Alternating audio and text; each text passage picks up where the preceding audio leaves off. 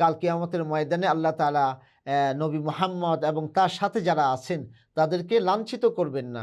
আল্লাহকে ভালোবাসার মাপকাঠি হলো ফাত্তাবিউনি, আমি নবীর অনুসরণের মাধ্যমে।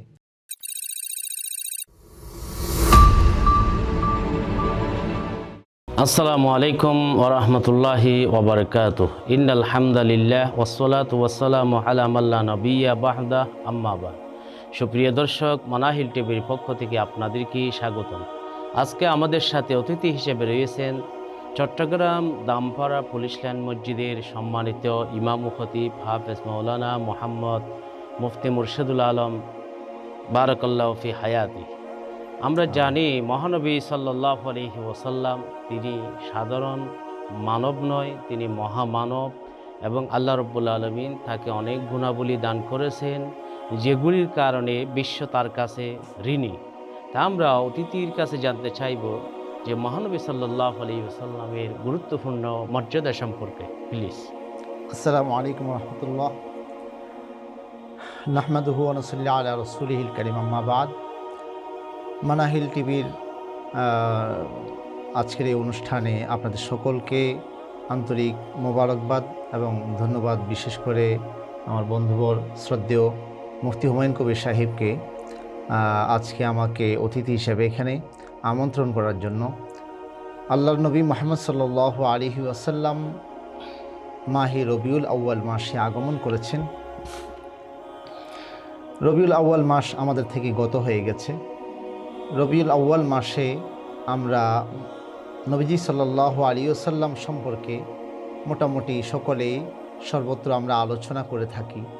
আসলে নবীজি সাল্লাল্লাহু আলাইহি ওয়াসাল্লামের আলোচনা তো শুধু রবিউল আউয়াল মাসে সীমাবদ্ধ না, বরং সব সময় আমরা নবীজি সাল্লাল্লাহু আলাইহি ওয়াসাল্লাম এমন মহান ব্যক্তি যার জীবনী প্রতিদিন আলোচনা করা এবং নবীজি সম্পর্কে জানা উম্মত হিসেবে আমাদের কর্তব্য এবং দায়িত্ব। নবীজি সাল্লাল্লাহু আলাইহি ওয়াসাল্লাম সর্বশ্রেষ্ঠ মানব, সর্বশ্রেষ্ঠ রাসূল এবং শুধু তাই নয়, তিনি সকল রসুলদেরও রসুল। নবীজির মর্যাদা স্বয়ং কোরআনে কারিমে আল্লাহ রাব্বুল আলামিন নিজেই বর্ণনা করেছেন। যেমন সূরা আলাম নাশরাহ এর মধ্যে আল্লাহ তাআলা বলেন, ওয়া রাফা'না লাকা যিকরাক, আল্লাহ তাআলা আপনার আলোচনাকে সমুচ্চ করেছেন। সূরা কলমের মধ্যে আল্লাহ রাব্বুল আলামিন বলেন, ইন্নাকা লাআলা খুলুকিন আযীম, নিশ্চয় আপনি সর্বোত্তম চরিত্রের অধিকারী। এভাবে সূরা আহজাবের মধ্যে আল্লাহ রাব্বুল আলামিন নবীজি সাল্লাল্লাহু আলাইহি ওয়াসাল্লাম সম্পর্কে বলেন, আন-নাবিয়্যু আওলা বিল মুমিনিনা মিন আনফুসিহিম ওয়া আজওয়াজুহু উম্মাহাতুহুম, নবীগণ হচ্ছেন মুমিনদের জন্যে, মুমিনদের নিজেদের চাইতেও নিকটের এবং তাদের অভিভাবক বন্ধু, এবং নবীর স্ত্রীগণ হচ্ছেন সকল মুমিনদের জন্যে মায়ের মর্যাদায়। তো এভাবে আমরা যদি কোরআনে কারিম এবং হাদিস রিসার্চ করি, গবেষণা করি, তাহলে আমরা নবীজি সাল্লাল্লাহু আলাইহি ওয়াসাল্লামকে আল্লাহ তাআলা কত মর্যাদা দিয়েছেন আপনি আমি অবাক হয়ে যাব। এবং স্বয়ং রাসূলুল্লাহ সাল্লাল্লাহু আলাইহি ওয়াসাল্লাম নিজেও হাদিসের মধ্যে নবীজি কত বড় মর্যাদার অধিকারী নবীজি সাল্লাল্লাহু আলাইহি ওয়াসাল্লাম নিজেই বলেছেন। যেমন এক হাদিসে নবীজি সাল্লাল্লাহু আলাইহি ওয়াসাল্লাম বলেন, বুইসতু মিন খাইরি কুরুনি বানি আদম কারনান ফাকারনান, আমি আদম যুগ থেকে আমার পর্যন্ত সর্বযুগে উত্তম মানুষদের বংশধারায় আমি পৃথিবীতে আগমন করেছি। সুবহানাল্লাহি ওয়া বিহামদিহি। নবীজি সাল্লাল্লাহু আলাইহি ওয়াসাল্লাম বলেন যে, আনা সাইয়্যিদু ওয়ালদি আদম ইয়াউমাল কিয়ামা, কাল কিয়ামতের ময়দানে সকল মানুষ যখন একত্রিত হবে, তো আমি হব সকল মানুষের সর্দার।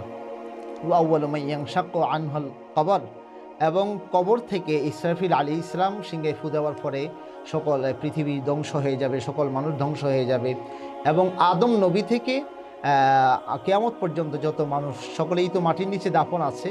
নবীজি বলেন, সর্বপ্রথম যিনি কবর থেকে উত্থিত হবে তিনি হলেন তোমাদের নবী মুহাম্মদ সাল্লাল্লাহু আলাইহি ওয়াসাল্লাম। এরপরে আল্লাহ তাআলার কাছে সর্বপ্রথম কথা বলার জন্য, সুপারিশ করার জন্য কেউই সাহস করবেন না। সর্বপ্রথম যিনি সুপারিশ করবেন তিনি হলেন আমাদের নবী মুহাম্মদ সাল্লাল্লাহু আলাইহি সাল্লাম। নবীজির পরে অন্যান্য নবীগণ বা ওলামা ইকরাম, আউলিয়া ইকরাম তারাও সুপারিশ করবেন। তো এই সুপারিশের পরে সর্বপ্রথম যাদের সুপারিশ কবুল করা হবে, নবীজি বলেন ও আউয়ালু মুশাফফাইন, আমি হলাম যে সেই ব্যক্তি যার সুপারিশ সর্বপ্রথম কবুল করা হবে। এভাবে আরেকটি হাদিসে নবীজি বলেন আনা আকসারুল আম্বিয়া তাবান ইয়াউমাল কিয়ামা, কাল কিয়ামতের ময়দানে সবচেয়ে অনুসারীর সংখ্যা আমি নবীর হবে সবচেয়ে বেশি। অন্যান্য সকল নবীদের অনুসারী থাকবে, বাকি আমাদের নবীজির অনুসারীর সংখ্যা সবচেয়ে বেশি হবে। আনা আতি বাবাল জান্নাতি ইয়াউমাল কিয়ামা, আরেকটি হাদিসে নবীজি বলেন যে কিয়ামতে আমি যখন জান্নাতে আসব, তো জান্নাতের দরওয়াজায় আওয়াজ দেওয়ার সাথে সাথে ফায়াকুলুল খাজিন, জান্নাতের দারওয়ান যে আছে তিনি বলবেন মান আনতা, তুমি কে? আমি বলবো আনা মুহাম্মদ, আমি হলাম মুহাম্মদ। তো ফায়াকুল খাজিন বিকা উমিরতু, খাজিন বলবেন মানে জান্নাতের দারওয়ান বলবেন যে জান্নাত সৃষ্টি করার পর থেকে আল্লাহ তাআলা আমাকে এই নির্দেশ দিয়ে রেখেছেন যে আমি যেন আপনার পূর্বে কোনো মানুষের জন্য জান্নাতের দরওয়াজা না খুলি। সুবহানাল্লাহি ওয়া বিহামদিহি। আরেকটি হাদিসে নবীজি বলেন যে কাল কিয়ামতের ময়দানে সকল মানুষ উত্থিত হওয়ার পরে সকলে আল্লাহ তাআলার আরশমুখী হবে, আল্লাহ তাআলার দিকে সকলে অগ্রসর হবে। তো নবীজি বলেন সর্বাগ্রে সকলের মানে সামনে যেই মানুষ থাকবে, যেই মানুষটি থাকবে তিনি হলেন তোমাদের নবী মুহাম্মদ সাল্লাল্লাহু আলাইহি ওয়াসাল্লাম, এবং আদম সহ অন্যান্য সকল নবী এবং সকল মানুষ থাকবেন নবীজির পিছনে পিছনে। এবং সেদিন আল্লাহ তাআলার হামদ এবং প্রশংসার একটি ঝান্ডা থাকবে। তো নবীজি বলেন সেই ঝান্ডা এবং পতাকা আল্লাহ তাআলা তোমাদের নবী অর্থাৎ আমি মুহাম্মদ সাল্লাল্লাহু আলাইহি ওয়াসাল্লামের হাতেই দান করবেন। এছাড়াও নবীজি ইমামুন নবীজিন, সকল নবীদের যিনি ইমাম এবং সকল রসুলদের যিনি ইমাম। এভাবে নবীজি সাল্লাল্লাহু আলাইহি ওয়াসাল্লাম আরেকটি হাদিসের মধ্যে বলেন যে আমাকে আল্লাহ তাআলা কিছু বৈশিষ্ট্য দান করেছেন যেগুলো অন্য কোনো নবীকে দান করেনি। যেমন এক নম্বর হলো রুউব, নবীজির চেহারার মধ্যে এমন একটা গাম্ভীর্যতা ছিল শরীরের মধ্যে, নামের মধ্যে, যে নসিরতু বির রুউবি মাসিরাতা শাহরিন, যে 1 মাস দূরত্বের পথ থেকেও যদি কেউ আমাদের নবীজির নাম শুনতো, নবীজিকে দেখতো, তো তার ভিতরে একটা শ্রদ্ধা মিশ্রিত ভয় ভীতি কাজ। যেমন আমরা মা বাবাকে সম্মান করি, ভয় করি, এটা চোর ডাকাতদেরকে যেভাবে ভয় করা সেভাবে না, তো শিক্ষকদেরকে আমরা ভয় করি, একটা সম্মান মিশ্রিত শ্রদ্ধা মিশ্রিত ভয়। তো নবীজির ভিতরেও এই শ্রদ্ধা মিশ্রিত একটা ভয় আল্লাহ তাআলা তাকে দান করেছেন। এভাবে নবীজি আরেকটি হাদিসের মধ্যে, একই হাদিসের মধ্যে বলেন জুইলাত লিয়াল আরজু মাসজিদান, তাম পৃথিবীকে আল্লাহ তাআলা আমার জন্য মসজিদ হিসেবে ঘোষণা করেছেন। অন্যান্য সকল নবীদের উম্মতরা ইবাদত করার জন্য নির্দিষ্ট জায়গায় যেতে হতো, কিন্তু আমাদের নবীজির জন্যে, নবীজির উম্মতের জন্য গোটা পৃথিবীকে আল্লাহ তাআলা ইবাদতের জায়গা হিসেবে ঘোষণা করেছেন। পাশাপাশি মাটি, যদি অজু করার যদি পানি না থাকে তাহলে মাটিকে পবিত্রতার মাধ্যম হিসেবে আল্লাহ নবী সাল্লাল্লাহু আলাইহি ওয়াসাল্লামকে আল্লাহ তাআলা দান করেছেন।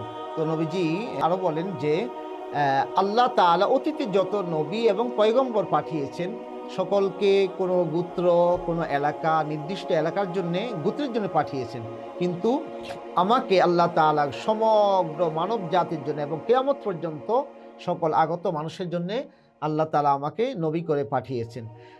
এভাবে অন্যান্য নবীদের যেমন ইব্রাহিম আলাইহিস সালাম আল্লাহ তাআলার কাছে দরখাস্ত করেছেন ওয়ালা তুখজিনি ইয়াউমা ইউবআসুন, হে আল্লাহ আপনি আমাকে কিয়ামতের দিন লাঞ্ছিত করবেন না। অথচ আমাদের নবীজিকে আল্লাহ তাআলা সুসংবাদ দিচ্ছেন ইয়াউমা লা ইউখজিল্লাহুন নাবিয়্যা ওয়াল্লাযিনা আমানু মাআহ, কাল কিয়ামতের ময়দানে আল্লাহ তাআলা নবী মুহাম্মদ এবং তার সাথে যারা আছেন তাদেরকে লাঞ্ছিত করবেন না।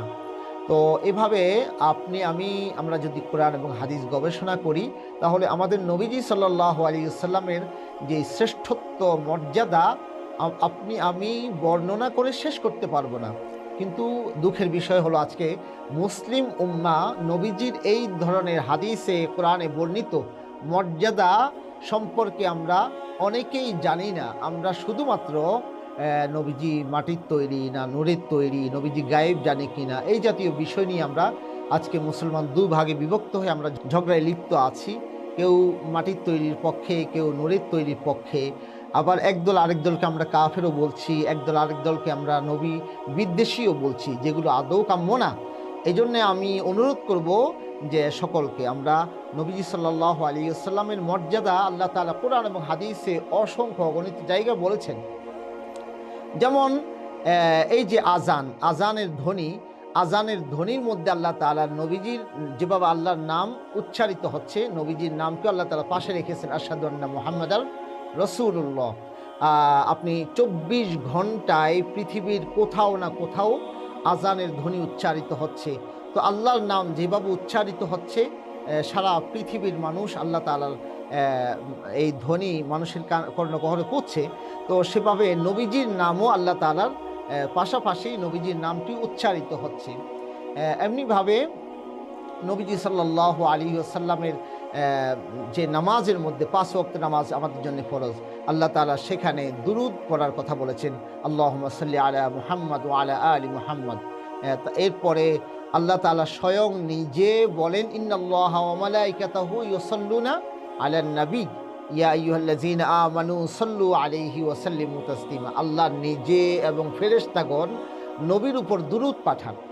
হে ঈমানদারগণ, তোমরাও নবীজির উপর দুরূদ পাঠাও, সালাম পাঠাও।